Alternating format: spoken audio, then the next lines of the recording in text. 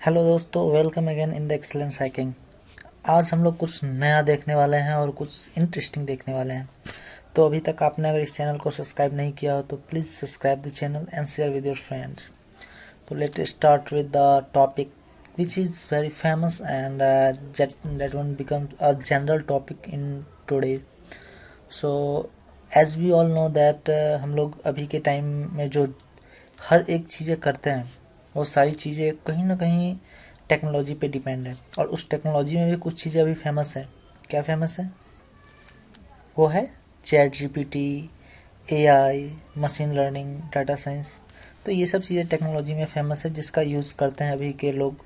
जिसमें हम आप लोगों के लिए कुछ आज नया लेके आए हैं, जिसमें आपको आज बताने वाले हैं कि कैसे हम लोग यूटिलाइज कर सकते हैं एआई हब। यानी कि जो भी हमारा अभी के टाइम में जो मेरा टास्क है वो कैसे एआई जो है उसको कम कर सकता है, रिड्यूस कर सकता है। ओके। तो ये जो हमारा एआई है वो क्या करता है, वो काम हमारा जो भी काम है उस काम को इजी कर देता है। जो भी हमारा प्रोसेस है, एक लंबा प्रोसेस, जैसे कि अगर हमको कोडिंग करनी है तो एक होम पेज का भी कोडिंग करना हो तो हमको एक एक चीज़ें लिखनी होती है। एक टेम्पलेट भी अगर बेसिक जो हमको आता है वो रीराइट करना पड़ता है, ठीक है। तो उसके लिए हम लोग या तो हम कहीं से कॉपी पेस्ट करेंगे या फिर हम उसको मॉडिफाई करेंगे। तो उसमें एक प्रॉब्लम होती है कि जैसे हम किसी और का कॉपी किया हुआ कोड ले आए और फिर उसको पेस्ट किए फिर उसको मॉडिफाई कर रहे हैं। लेकिन ऐसा नहीं है। अब जो डेवलपर हैं वो क्या करते हैं कि वो अपने रिक्वायरमेंट के अकॉर्डिंग बोलते हैं एआई को कि आप हमें ऐसा ऐसा ऐसा ऐसा मेरा रिक्वायरमेंट है, आप इस तरह से आप हमें कोड करके दो। तो वो एक पूरा प्रॉपर टेम्पलेट जो है फॉर्मेट में करके वो हमें देता है। तो कैसे ये सब चीज़ें पॉसिबल है तो वो आपको बताता हूँ। तो सबसे पहले अगर हम देखें तो हमारा जो आप लोग जानते हैं कि एज माइक्रोसॉफ्ट एज अभी के टाइम में एक बहुत ही अच्छा वेब ब्राउज़र है। जैसे अभी दो तीन वेब ब्राउज़र जो फेमस है, जो ज़्यादातर लोग यूज़ करते हैं हैंड्स ऑन है जिस पे, उसमें एक पहला है क्रोम, दूसरा जो है माइक्रोसॉफ्ट है जिसको हम लोग एज बोलते हैं, Microsoft Edge. And third one that are use for some genuine reason, or you can say there are few websites still which are only working on Firefox. So कुछ अभी भी ऐसे वेबसाइट्स हैं जो सिर्फ फायरफॉक्स पे चलते हैं, जिस वजह से फायरफॉक्स भी अभी हम लोग यूज़ करते हैं। तो मेनली ये हमारा जो दो माइक्रोसॉफ्ट एज और दूसरा क्रोम ब्राउज़र, ये सबसे ज़्यादा यूज़ होने वाला ब्राउज़र है। तो अभी माइक्रोसॉफ्ट एज ने पिछले साल से जब से एआई को इनबिल्ड किया है तो और भी ज़्यादा इसको इन्हेंस किया अपने स्किल। इसके अंदर जितने भी फंक्शनलिटी है, इसके अंदर जो भी कंपोनेंट्स इन्होंने ऐड किए हैं वो सारे कुछ नए और कुछ अलग चीज़ों को रिप्रेजेंट करता है, जो कि उसको दूसरे ब्राउज़र से बहुत ही डिफरेंट और लेटेस्ट बना रहा है, ठीक है। तो हम लोग स्टार्ट करते हैं। सबसे पहला जो हम सबसे ज़्यादा यूज़ करने वाले एप्लीकेशन के बारे में, जो हम लोग चैट जीपीटी बोलते हैं, ठीक है। तो चैट जीपीटी का एक बहुत ही अच्छा एडवांटेज यह है कि ये चीज़ों को एक अच्छे तरीके से रिप्रेजेंट करके हमको देता है। ये इसका एक लिमिटेशन है कि ये आपको हमेशा टेक्स्ट फॉर्म में ही आंसर देगा। ओके। तो स्टार्ट करते हैं हम लोग कि आप जब माइक्रोसॉफ्ट एज ओपन करोगे तो आपको कुछ ऐसा रिव्यू का एक पेज खुलेगा जिसमें आपको कुछ उसका जो भी उन्होंने 2013 में अचीव किया है माइक्रोसॉफ्ट, उसका एक शॉर्ट फॉर्म में एक शॉर्टली रिव्यू बताता है कि उन्होंने क्या क्या किया है, ठीक है।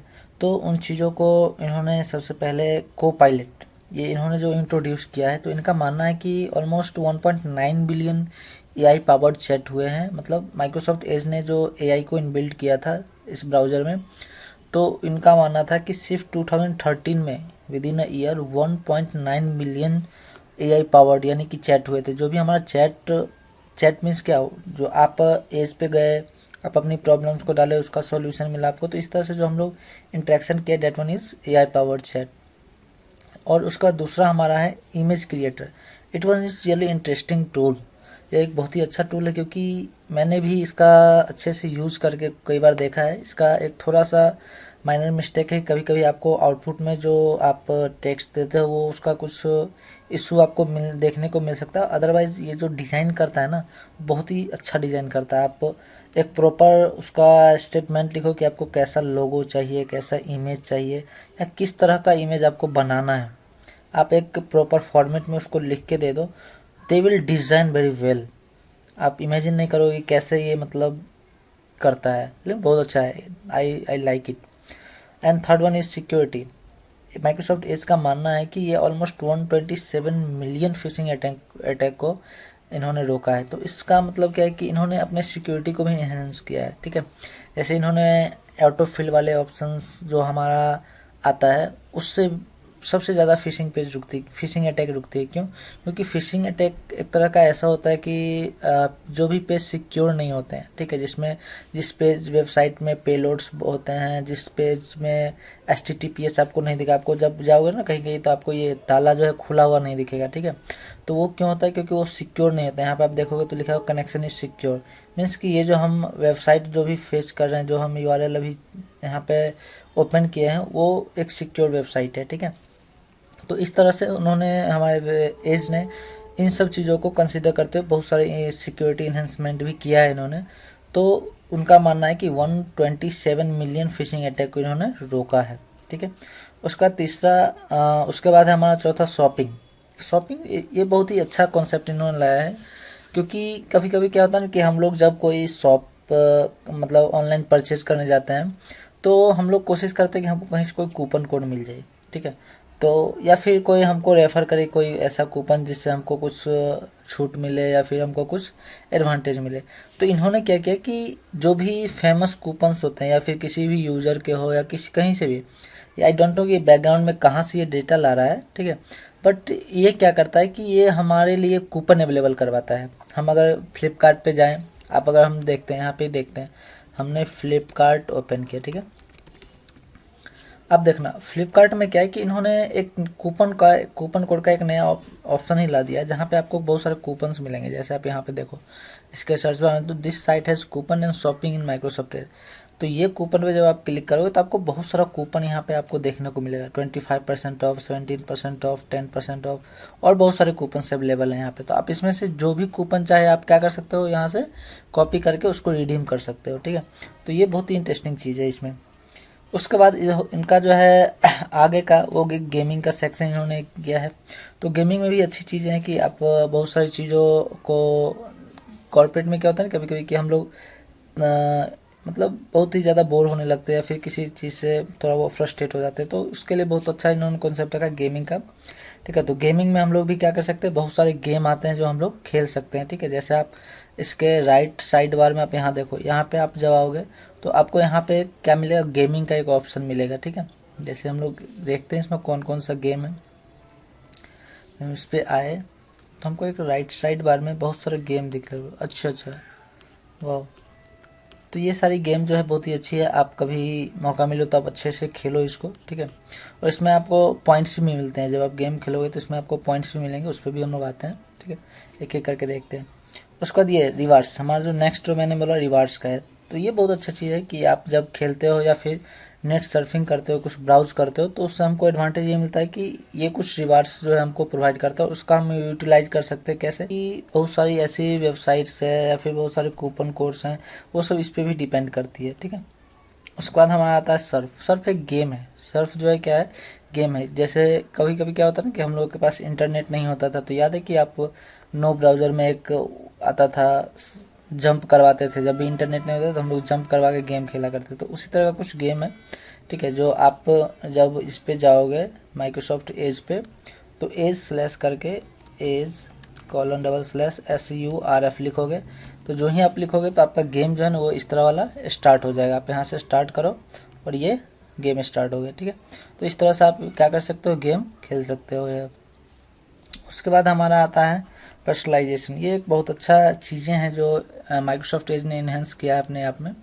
वो है चीज़ों को पर्सनलाइज करना। जैसे इसका जो आप देखो ये नेव बार, ये जो हमारा ये जो नेविगेशन बार इन्होंने दिया, ये बहुत अच्छी चीज़ है। बहुत बार क्या होता है कि जब आप कोई नेव बार ओपन करो तो पूरा का पूरा एक टैब ही ले लेता है। तो इन्होंने क्या किया, एक सेपरेट अलग से टैब बना दिया कि अगर आप इसमें से कुछ भी ओपन करो तो पहले एक छोटे से टैब में खुलेगा। अगर आप इसको चाहो तो आप क्या कर सकते हो, दूसरे टैब में भी खोल सकते हो, ठीक है। तो लेकिन ये इन्होंने ये बहुत अच्छा किया कि अगर हम यहाँ पे कुछ काम करना चाहें तो ये हमारा जो टैब है वो एग्जिस्टिंग जिस पे हम काम कर रहे हैं वो बिगड़ना नहीं चाहिए। तो that one is really fantastic personalisation. So अब जो है हम पर्सनलाइजेशन की बात करें तो इसमें बहुत सारी चीज़ें जैसे थीम मोड हो गई, डार्क थीम हो गया, लाइट मोड हो गया, वर्टिकल टैब हो गया। अब टैब भी जो है हम वर्टिकल ला सकते हैं। ये जो हमारा जो टैब है वो क्या वर्टिकल टैब है, ठीक है।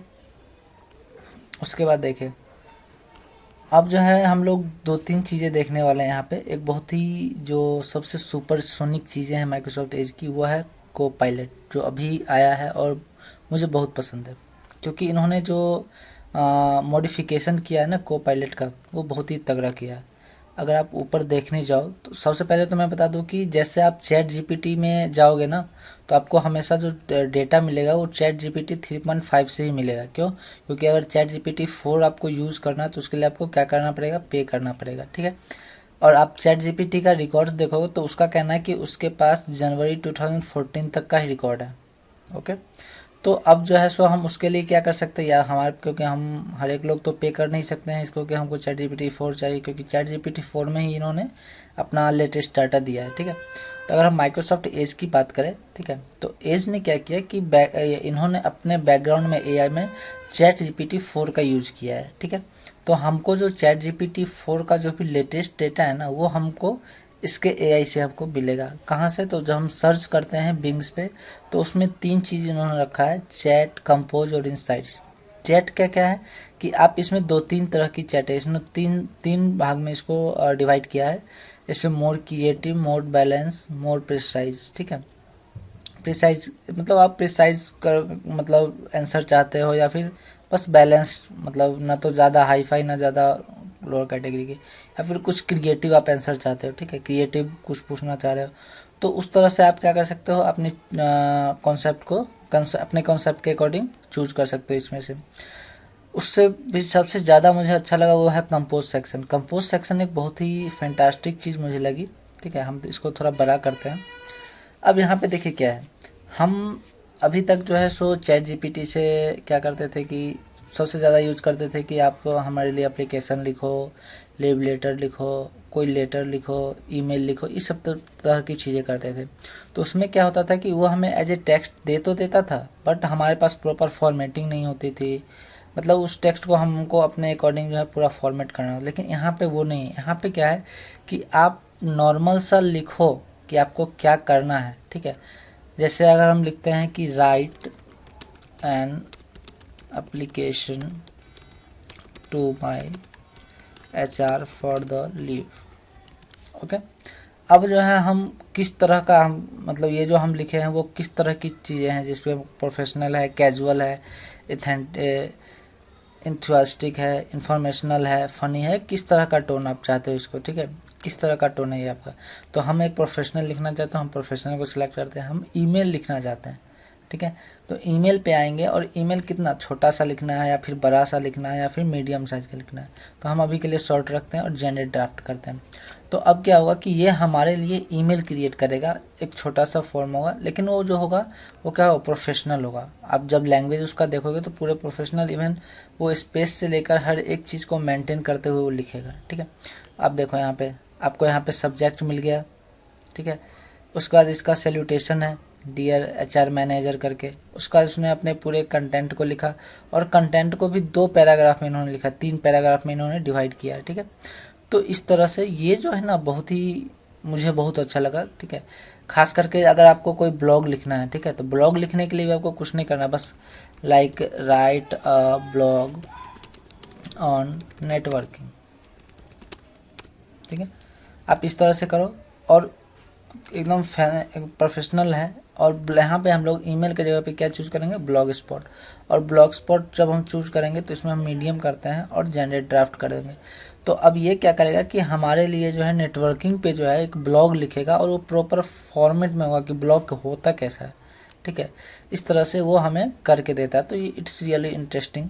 सो आई थिंक आप लोग इस माइक्रोसॉफ्ट एज के को पायलट को यूज़ करो, आपको बहुत ही अच्छा लगेगा, ठीक है। और आप मेरे कमेंट सेक्शन में देना कि आपको इस माइक्रोसॉफ्ट एज का को पायलट कैसा लगा, आप बताना, ठीक है। तो आज के लिए हम लोग यहीं पे ख़त्म करते हैं इसको, ठीक है।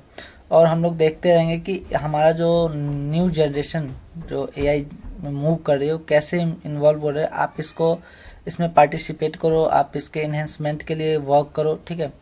तो this one is really helpful for even community that are working on it. Okay and so अब देखो यहाँ पे इन्होंने क्या किया कि ब्लॉग हमारे लिए लिखा, राइट अ ब्लॉग और नेटवर्किंग, ठीक है।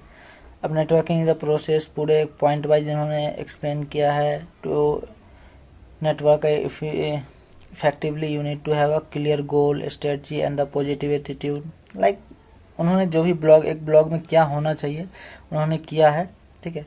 तो this one is really interesting. आप यहीं से आप अपना साइट पे अगर चाहो तो उसको ऐड कर सकते हो। आप यहाँ पे ईमेल है, हमने ईमेल जो जनरेट किया था तो आप ईमेल यहाँ पे कॉन्फ़िगर कर दो, आप डायरेक्ट यहाँ से करो और ऐड टू ईमेल कर दो, वो डायरेक्ट चला जाएगा। इस तरह से बहुत सारे ये चारों जो ऑप्शन है ना, हमारा आइडियाज़, पैराग्राफ में क्या है कि हमको एक नॉर्मल पैराग्राफ की तरह लिख के दे देगा, ठीक है। आइडियाज़ में क्या है कि हमको अगर कोई पॉइंट, हमको जैसे हाउ टू स्टार्टअप, तो इस तरह का हमको आइडिया चाहिए तो उसके लिए वो पॉइंट वाइज आपको लिख के देगा कि आप कैसे स्टार्टअप कर सकते हो, ठीक है।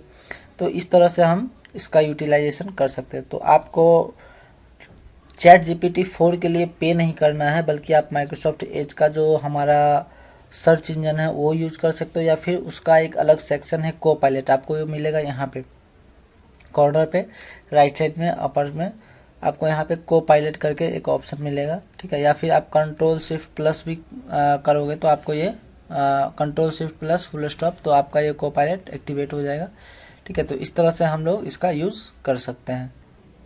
Thank you guys.